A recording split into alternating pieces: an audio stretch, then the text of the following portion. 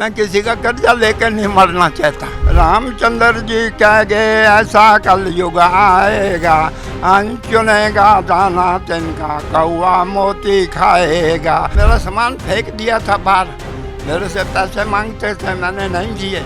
इन्होंने मेरी पेंशन आती थी 2500, वो बंद करा दी। नमस्कार। 2025 के आखिरी दिन आपको नए साल के जश्न में डूबी दुनिया दिखाई दे रही होगी, लेकिन आज मैं एक ऐसी जगह पर हूं, मुझे देख के आपको लग भी रहा होगा कि आज मैं कहाँ हूं। तो आज मैं ऐसी जगह पर हूं जो आपकी आंखें खोलने के लिए बहुत ज़रूरी है दिखाना। बहुत ज़रूरी है हमको आने वाली पीढ़ियों को ये बताना कि ये सारी चमक दमक, ये सारी खुशियाँ, ये सारे साल आना और सालों का जाना चलता रहेगा, लेकिन असल खुशी, असल सुख तब है जब आप अपने माता पिता की, अपने बुजुर्गों की सेवा करें, उनका आदर करें, सत्कार करें। और नए साल में सारी और कस्में खाने के अलावा सबसे बड़ी कसम यही खाएं कि अपने माँ बाप का और अपने बुजुर्गों का ख्याल वो कतई करेंगे। कहते हैं आजकल बहस ईश्वर है या नहीं है, वो बहस बहुत चर्चा में है, और जब से सृष्टि बनी है और जब तक सृष्टि रहेगी तब तक ये बहस होती रहेगी कि ईश्वर है या नहीं है। लेकिन मेरा ऐसा मानना है कि ईश्वर को देखने न देखने पर विवाद हो सकता है। धरती पर अगर कोई ईश्वर है और उसे आप देख सकते हैं, महसूस कर सकते हैं, तो वो है आपके माँ बाप। और हो क्या रहा है, आज यही दिखाने के लिए मैं एक दिल्ली के बहुत ही साधारण से वृद्धा आश्रम में आया हूँ, जहाँ ऐसे लोग हैं जिनके बच्चे इसी दिल्ली में आज नए साल का जश्न मना रहे होंगे, और उन बुजुर्गों को उनकी आँखों में, उनके बाहों में एक इंतज़ार सा है, एक खालीपन सा है, एक सूनापन सा है। तो आज साल के आखिरी दिन माहौल क्या है, में इसी पर बात होगी। ये 85 बरस के M.K. मेहता हैं। इनकी आंखों में अपनों का इंतज़ार है। नए साल पर शायद इनके 3 बेटों में से कोई बेटा, और उन बेटों के पोता, उन बेटों के बेटे और इनके पोते, शायद उनमें से कोई इनसे मिलने आ जाए।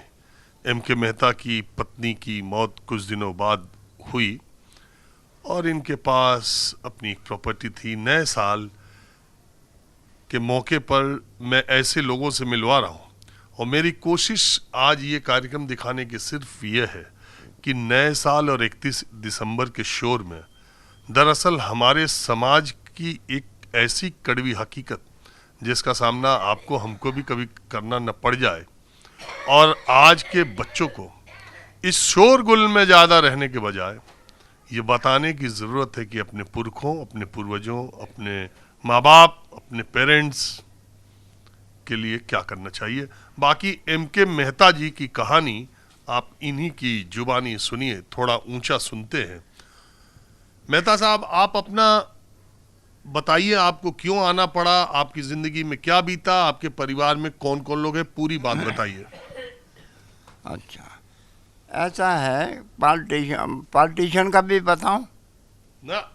अब परिवार का ऐसा है कि मेरे परिवार में जो पार्टीशन हुआ, हम मथुरा में सेटल हुए। मथुरा के बाद हम दिल्ली में आ गए। उसके बाद में मेरी शादी 62 में ही हो गई थी, और उसके उपरांत दिल्ली में मैं आके पहले तो इंदिरा विकास कॉलोनी में रहा। 1975 में 74 में इंदिरा गांधी ने वो कॉलोनी तोड़ दी। उसके बाद हम ख्याला में आए, उसमें हमें 25 गज की जगह मिली। 25 गज की जगह बेचकर बच्चे बड़े हो गए। शादी के बाद 3 लड़के हुए हैं, लड़की हुई थी, उसकी डेथ हो गई। उसके उपरांत मकान बेच के जहाँ पे निहाल विहार में 200 गज का प्लॉट लिया था, और 100 गज का जो प्लॉट था 50-50 गज हमने लड़कों को दे दिए। उन्होंने बेच दिया। 100 गज में से मेरे पास 50 गज रह गया, वो मैंने 20 लाख में नहीं 15 लाख में बेच लिया था। और मेरे बच्चे कहने लगे हमारे पोता पोती बड़े हो गए हैं, हमें अलग अलग दे दो। सबको पैसे दे दिए और मेरा कोई देखभाल करने वाला नहीं था। और मैं मेडिकल से चेक कराया जनकपुरी में, मेरे को हार्ट ट्रबल है, उसके लिए बोल रहे ऑपरेशन होगा, 3.5 लाख रुपया लगेगा। मेरे पास इतना पैसा नहीं था। और एक डॉक्टर बोला ऑपरेशन कराना नहीं कराना तो रिंग डलवा लो, वो 35,000 की रिंग डलती है। तो उन्होंने कहा, मैंने कहा अगर रिंग डालने के बाद मेरे जो चलने में तकलीफ़ हो रही है, वो कहने लगे इसकी कोई गारंटी नहीं है। और दूसरी बात, बच्चों की शादियां भी की थी, वो मेरे को किसी का सुख नहीं। एक बाप 10 बच्चों को पालता है, पोसता है, उनकी शादियां करता है, मकान बना के देता है। आज के कलयुग के अंदर 10 बच्चे एक बाप को नहीं कर सकते। रामचंद्र जी कह गए ऐसा कलयुग आएगा, चुनेगा दाना तिनका कौआ मोती खाएगा। चंद्र विहार का जो गेस्ट हाउस है उसमें वृद्धाश्रम में वहाँ रहता था।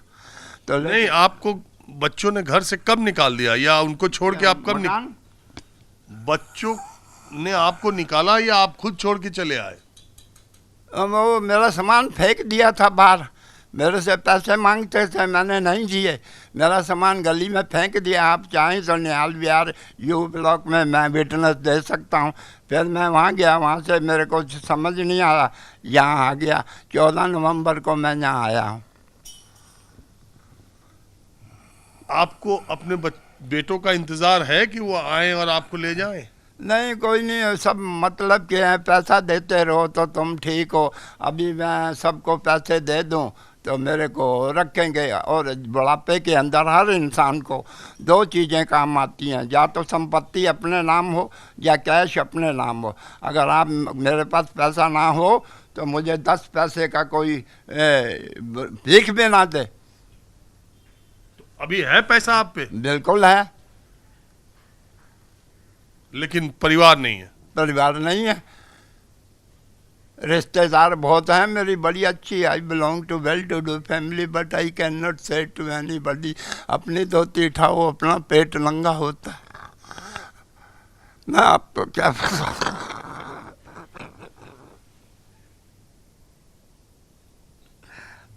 पैसे की वजह से तो जिंदा बैठा हूँ। 85 साल की उम्र हो गई है मेरी। 1941 का जन्म है, रावलपिंडी का। I belong to well-to-do family, और I am striving for leading here, there. 2% के आदमी है, बात सुनता हूँ सबकी।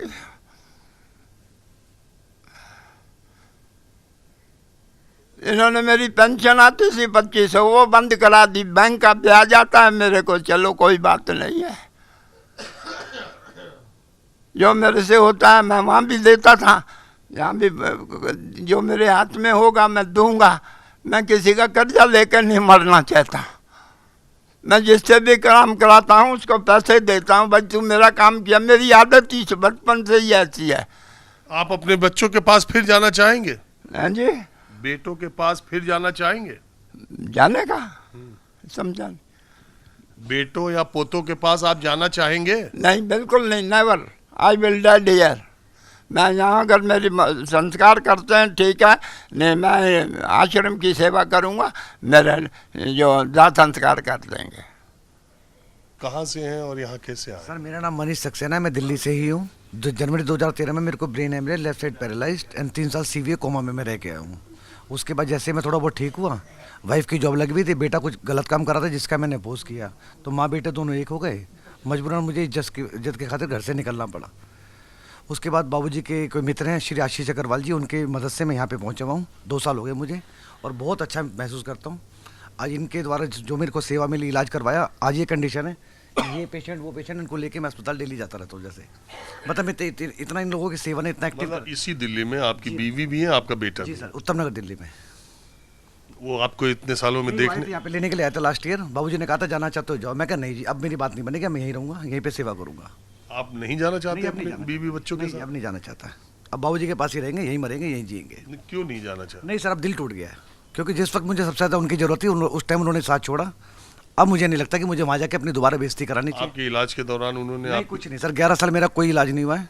जो मेरा पैसा था वो सारा खर्च हो चुका था। फिर बाबूजी ने मुझे संभाला, इन्होंने यहाँ से सेवादार दिए, शुरुआत इन्होंने करवाई। उसके बाद मेरा ट्रीटमेंट हुआ, MRI वगैरह सब कुछ मेरा होकर ये रखे हुए डॉक्यूमेंट मेरे। अब मैं इतना एक्टिव आप आए कैसे? सर बाबूजी के कोई मित्र हैं आशीष अग्रवाल जी, अच्छा, उनके। उन तक मेरा मैसेज पहुंचा, उन्होंने मेरे को बोला कि लेकिन अब आप जाना नहीं नहीं, अब बिल्कुल नहीं जाना चाहता जी ये मैं तो। नए साल के मौके पर आपको याद आता है अपने घर का कुछ? सर अब कुछ नहीं आता, अब सिर्फ भगवान याद आते हैं, बाबूजी याद आते हैं और दीदी याद आती हैं, और कुछ याद नहीं आता जी।